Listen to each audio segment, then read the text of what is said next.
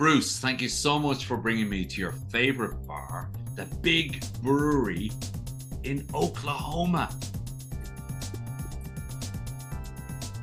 Yeah, happy to be here. Thank you, Gary. Yeah, I've never even been to Oklahoma virtually before. I would imagine you have, and I don't know No, why you would. no. It's But isn't it funny when a movie is made in Hollywood called Oklahoma and your parents are mad into musicals? Somehow you feel Oklahoma. right. Feel energized.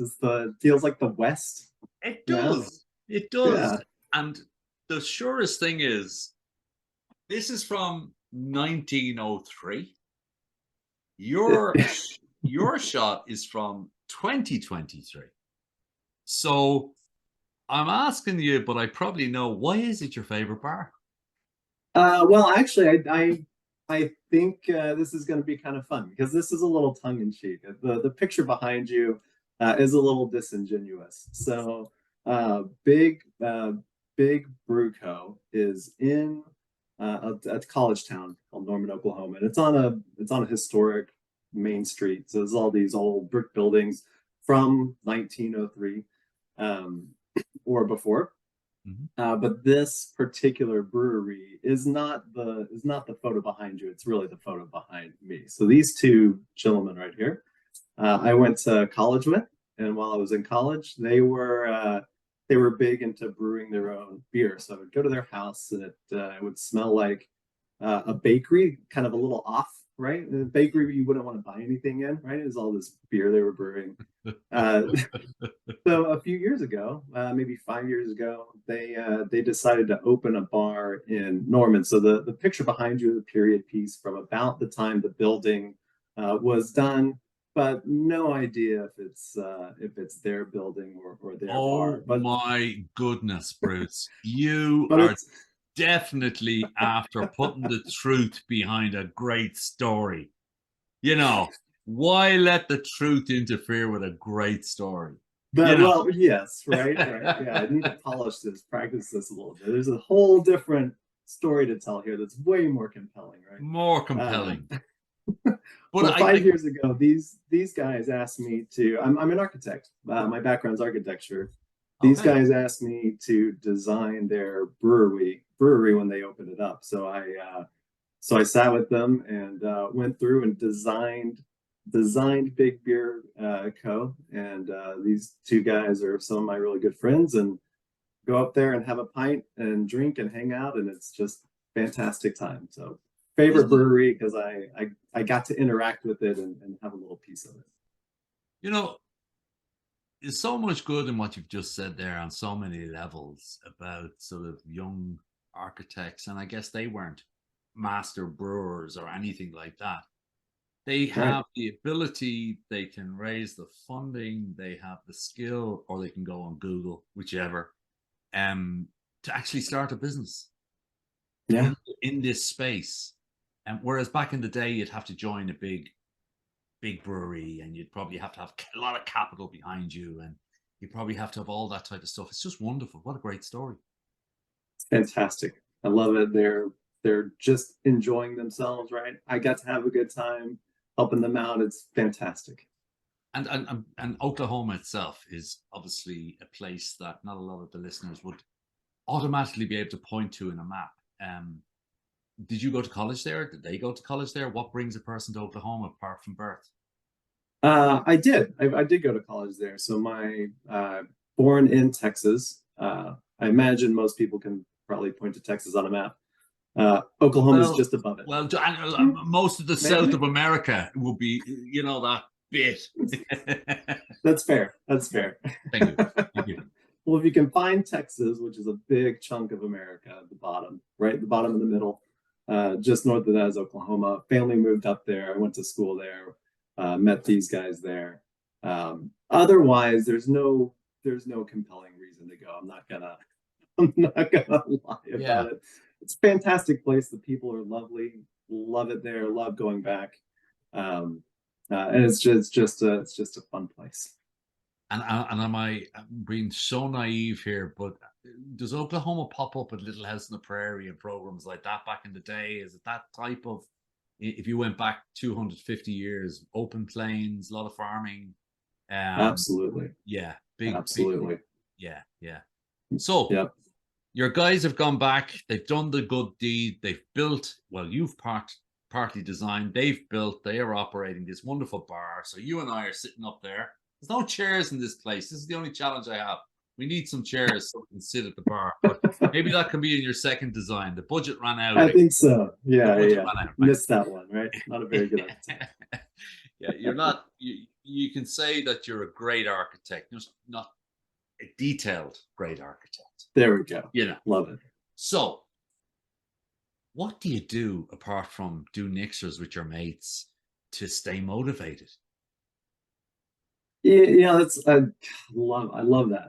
That's a fantastic question. I'm really fortunate in what I do. I get just who I work for and the role that I have.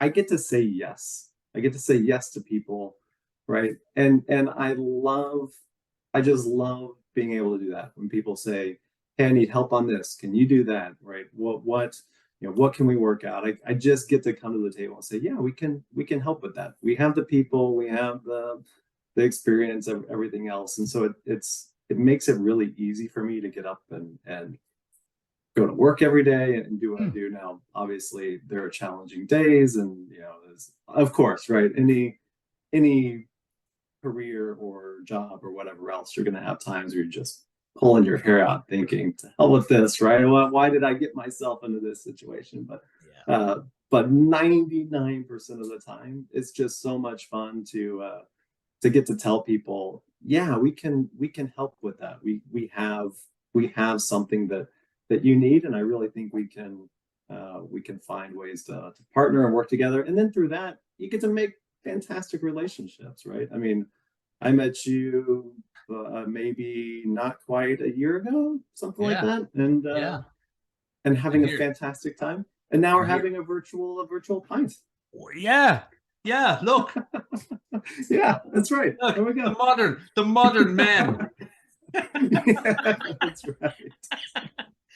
But so that's what keeps me doing what I do. People I get to meet and the positive interactions I get to have. So I guess you're a young man. So to be able to be in a position at such a young age to say, yes, we can help, that probably requires you to have a good sense of the capabilities of all those around you. That you have the wisdom at a young age to know, because a lot of people say yes, but don't deliver. Right. And that makes that eventually catches up. Just does. It just happens. It catches up with you mentally. It catches up with you because nobody else will employ you and stuff. Is that something that when I met you in Virginia that time, one of the things that I noticed was you were constantly looking for some other people to introduce to other people. That's sort of part of your gig in DNA. It is. Is that what you mean by we? In this truest sense, or have they brainwashed you so well that you automatically say that instead of I? I think probably a little both. Yeah. I mean, I'm full in on the Kool-Aid, but you're right. When a lot of times, and I am fortunately I look younger than I am, right? So that I like having that bit in life. So I like to think that I've been around long enough for any of it to have caught up with me. If it were going to catch up to me, it would have done it by now, right? So I must actually be telling the truth when I say yes. But yeah, it's a really good way to ruin your reputation, right? If you are a yes man, but you can't back any of it up or deliver, and having the right people and meeting the right people, getting the introductions, building those relationships, having that level of trust and experience in those around you that you can commit to something and everything will back it up and you'll be able to perform at the end of the day. And it makes it so much easier, right? Otherwise I'd be lying and I'd be stressed out all the time. Yeah. I'd say yes thinking, how am I actually going to do this? Instead, I just get to say, yeah, we got it covered and I don't even have to worry about it. have a beer, and move on. Shady Mac, sounds like Nirvana. I'm moving to Norman, Oklahoma. Come on. That's where I'm going. Norman, Oklahoma. If I can just find out where it is, that's me. So we've 5 minutes, and I'm doing an exam on something that I don't know anything about right now. But teach me something in 5 minutes that I probably don't know. Okay. I got two things. One's probably less than 5 minutes, but if it's interesting enough, we don't have to move on to the second one. Right. This, I don't. It's not really. I don't think you really have to learn anything. I just had never realized this, and it was one of those mind-blowing moments for me when I heard about this. And I'm kind of I'm not kind of. I am a nerd, right? I like space. I like nerdy things. I like reading contracts. It's a really Hold on, hold the show now. I was so digging you there for a moment, and now with the space I killed thing, it. and now you said you like reading contracts. Oh my God, we found one. Yeah, right here. We found them. It's really weird. So okay, well, we'll get away from your weirdness and we'll go back to your space fascination. Yeah. So space. So one thing that I didn't realize until recently, and maybe I'm just maybe people roll their eyes and think, well, yeah, he's clearly not intelligent. The moon, right? When there's a full moon, it's always up at night because it's on the other side of the earth as the sun. And when it's a new moon, you can never see it because it's always up in the day because it's on the same side. So you will always see a full moon at night. You'll never see a new moon because it's in the day. And the half moons are up half the time in the day and half the time at night. And it makes so much sense. Had never thought of it. I thought it was really, really interesting. It is interesting because I'm sensing that we probably both went through 16 years of geography in school. Yeah. And one would have thought that the only moon we have and the only sun we can have is, and we know nothing about it. Right.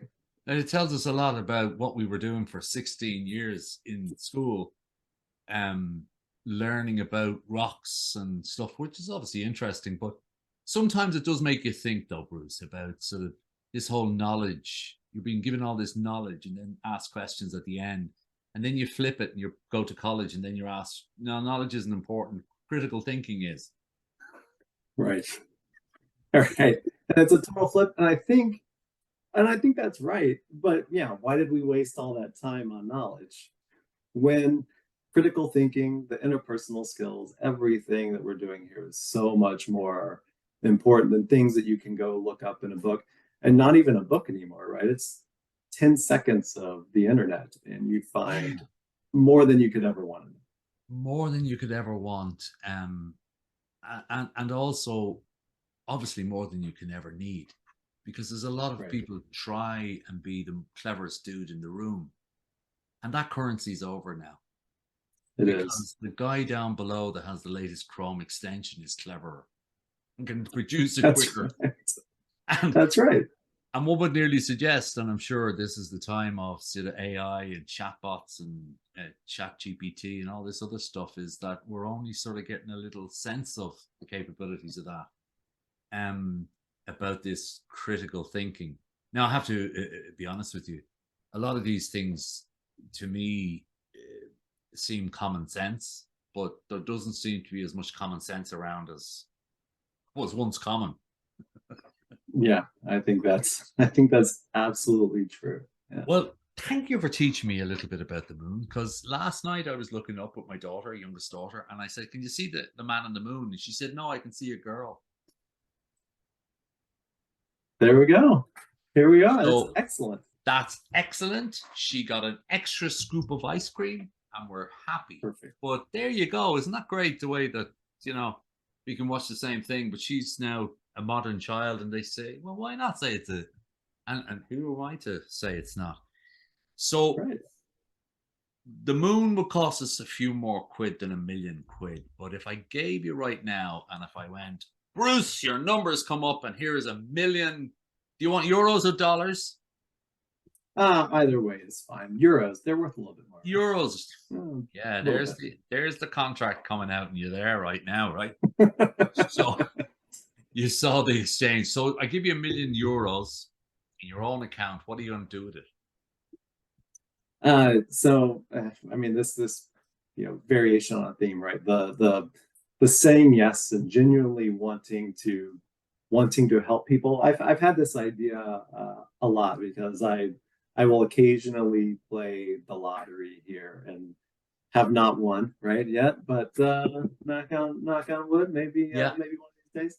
They did call it a poor man's tax when I was a kid. I'm not sure what it's called now, Yes. but anyway. Yeah, yeah, I've heard it called stupid man's tax, which I suppose I fall into that category. You're probably not allowed to say either of those things anymore. We've just alienated somebody. That's right. We've driven someone away. My apologies, Gary. And my apologies for bringing that up. I'll take the blame as the host. You're just the guest. Perfect. So what would you do? I've thought about this quite a bit actually, and I would set up a fund, and what it would be is it would be a way to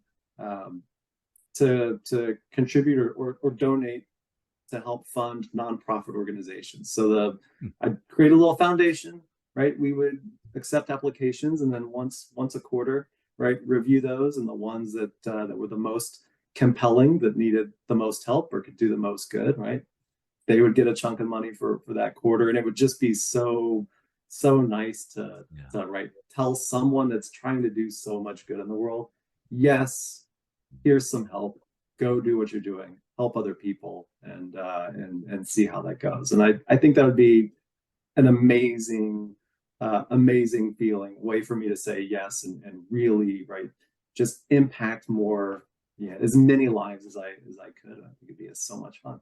So I said it earlier that for one so young to be so wise, you genuinely have been here before, right? Because you're only meant to have those types of thoughts and all when you get to the stage where you have this thing called wisdom. You're meant to get that at my age, not your age. So I'm obviously goosed in that department when you have finally realized that probably when you have, give or take, an awful lot of stuff, giving can be way more enjoyable than Absolutely. achieving stuff, right? Absolutely. And I see a lot of people, my sisters and around me, and they've been around sort of the mid to late 50s, and now they're all about I don't give people things anymore, I give them experiences. That's brilliant, right? Like I bring fantastic I bring them to the cinema, or I bring them to somewhere and we feed the ducks or whatever it might be, but it's a sort of memory thing. And I wonder, is that because, give or take, particularly for the youth now, they have the screens, they have the cars, they have the flights, they have the holidays, they have pretty much all the things we used to sort of aspire to. Right. And there sort of isn't the buzz. I even see it with my own kids. There isn't the buzz at all. Oh, I just got the latest iPhone 13. Yeah, it's got 5 cameras. Oh, yeah, I can do 1 billion megapixels. Yeah, I can do actually right down to the particle of old water on the moon if I wanted to. Right. Whoop-de-doo. Yeah, what else can it do? So I wonder, is there a bit of, and maybe it's a thought, and I'll throw it out to you, maybe it's a post-pandemic thing as well, that everything, all the simple stuff was taken from us, like walking. Right. Right. Yeah. Walking to a place and walking back. I mean, I've never seen so many people actually say, I'm going out for a walk. Oh, it was amazing. You see them out. Everyone's waving to their neighbors, right? Albeit from 10 feet away, they're still waving to them. I know. So yeah, no, that's excellent. So I'm going to come back to you in 10 years, or maybe sooner, hopefully, and I'm going to find out how all these things are going for you, because you've definitely lived before. And the sage of Oklahoma, we'll call you. You know, not the sage. I like that. I'll take that. That's not good. the sage of Omaha. Is that where your man Yeah. from? Yeah. We'll call you the Sage of Oklahoma. And I'll take it. And we'll Good talk like that. title. We'll talk like that when we say it, because that's more in keeping with the bar I'm in. We don't I take think, yeah. we don't Yeah. take the strangers too well around here. That's perfect. You nailed it, Garry. And I think I might change my email title now to an email signature to Sage of Oklahoma. I think that's a nicer title. You know, this show just brings us to places that we thought we could never and hoped we'd never go to. Right? And And here we are. And here we are. And that's as good a place as any to say thank you so much for your time. Absolutely. Thank you for having me. This is wonderful. What a fantastic idea. It's been a blast, and I hope to see you very soon again. Absolutely. Thank you.